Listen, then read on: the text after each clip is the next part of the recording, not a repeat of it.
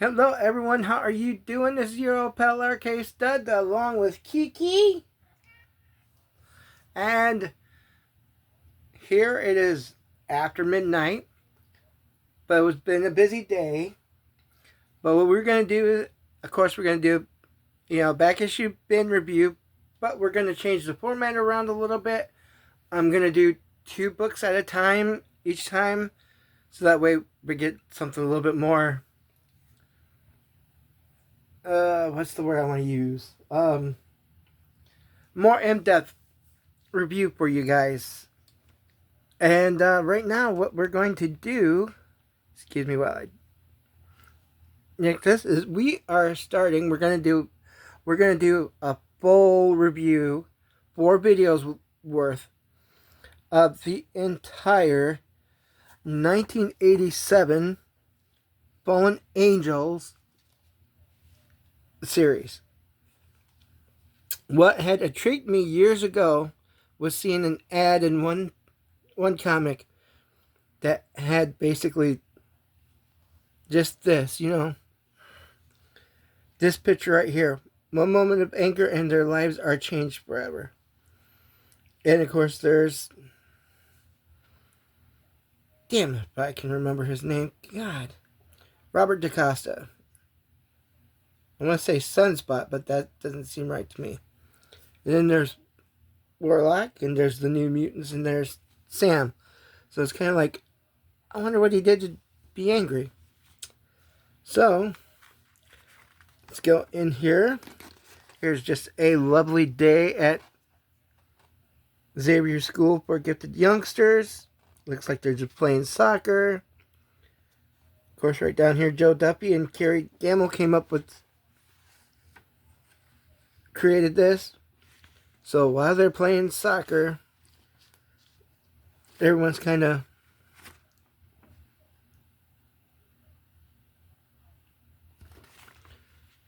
having fun.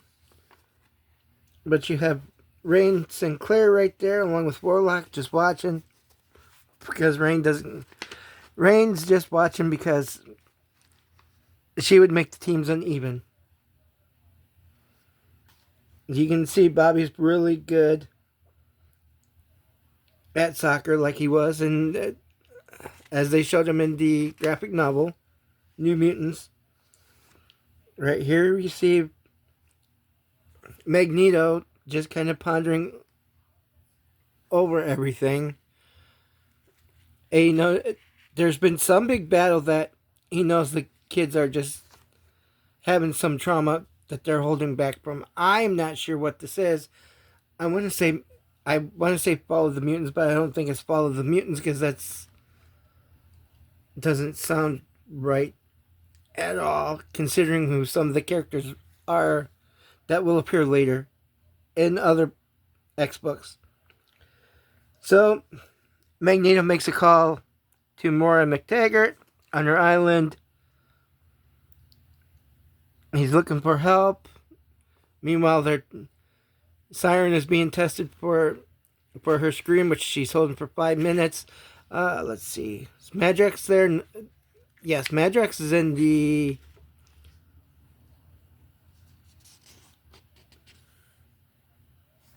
Yep. She's trying to take the call from Magneto.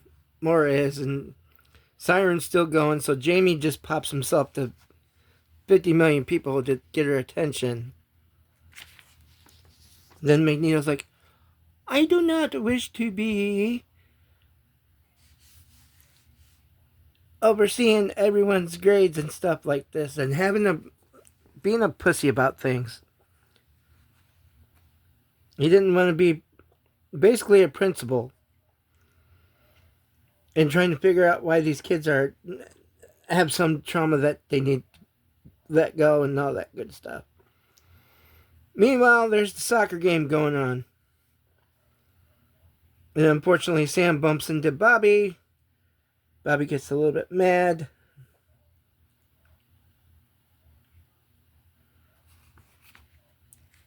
Throws Sam. Sam hits the tree. Gets a concussion real bad. And kids being kids are just all mad at him for being just an asshole, even though he didn't really mean to be anything. I mean, we've all been there where people pile onto us and stuff, and we just lose control.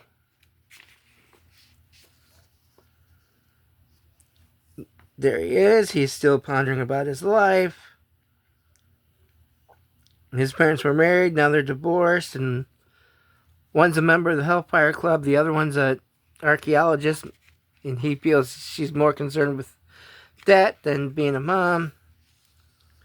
So he goes to talk to Magneto, but he's not there.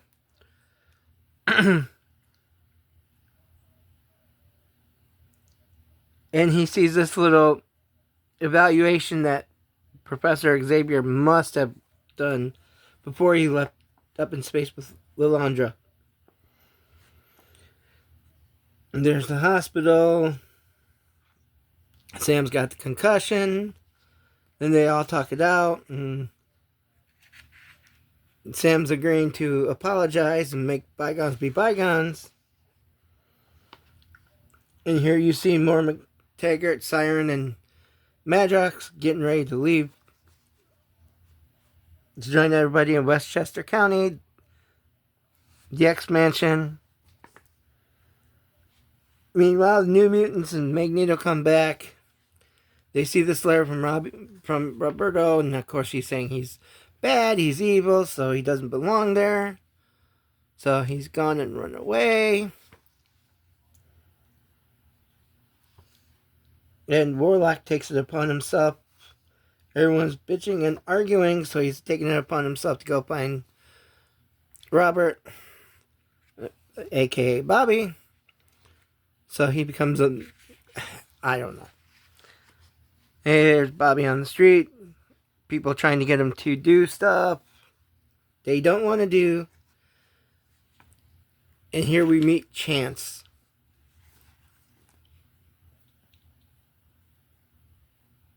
Chance must have a power, I believe, of either your powers work or they don't work. Mutant powers. Which is a pretty cool power to have. And she's got some street thugs that chase her. They chase her to an alley. They get ready to do some nasty work to her. And here she thinks she's down and out, but here comes Roberto, and he changes into his mutant form. He's beating the guys up. Then all of a sudden, Chance's power comes in, and they're both screwed. End of the first issue. This is pretty good. I'll admit that. I'm very much intrigued. Okay, now here's the second issue. The second issue continues off right there.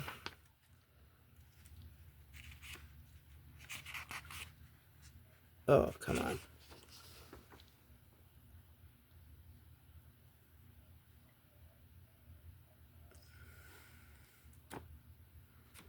Where we meet Ariel. She's calling for Chance. Chance, come on, let's go. So she just leaves, and she leaves Bobby there. But Bobby is saved by Warlock. So they're kind of on the streets together. They get up, they go looking for the two girls, and it's already completely empty. Where'd they go? We don't know.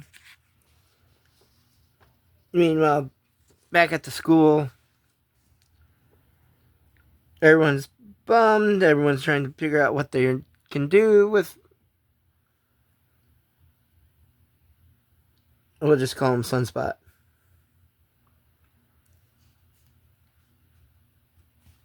So they're going to go looking for him. Everybody's getting ready to split up.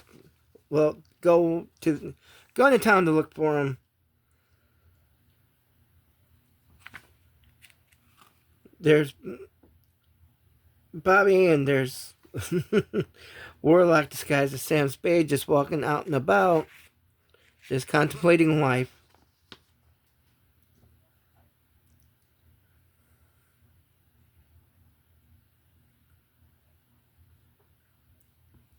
And then Roberto decides he gets the idea to be bad since he's bad. I think Warlock kind of talked him into it.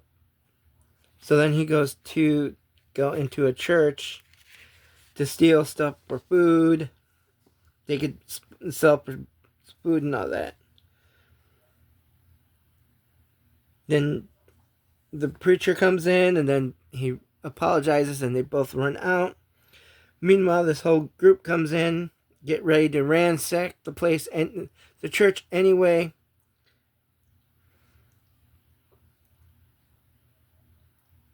And then there's this character and he says, Don, Bill, and I will send you on your way. We don't see Don and Bill just quite yet.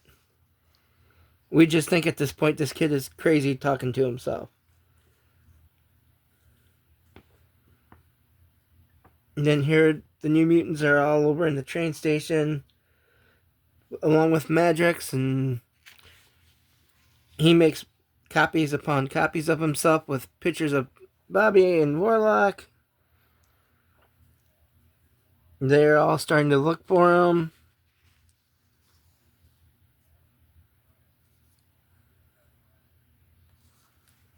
There's a strange kid. There's a seafood place. Don and Bill, he says, do not want to go in there. Meanwhile, everyone catches up with him and they find him.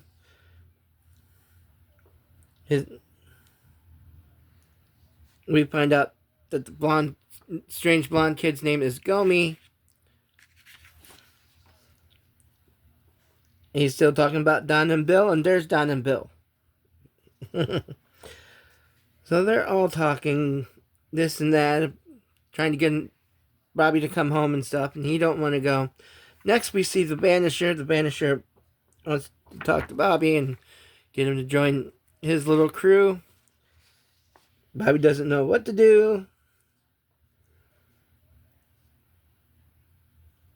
And Siren sees him and attacks the Vanisher.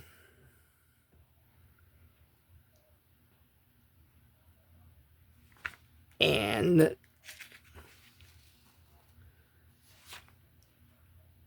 meanwhile, Gomi, Don and Bill, Warlock and Bobby all go into this building. They're being chased, and once they're chased, Siren gets in there and she sees it's a restaurant. Dun, dun, dun. Dun, dun, dun.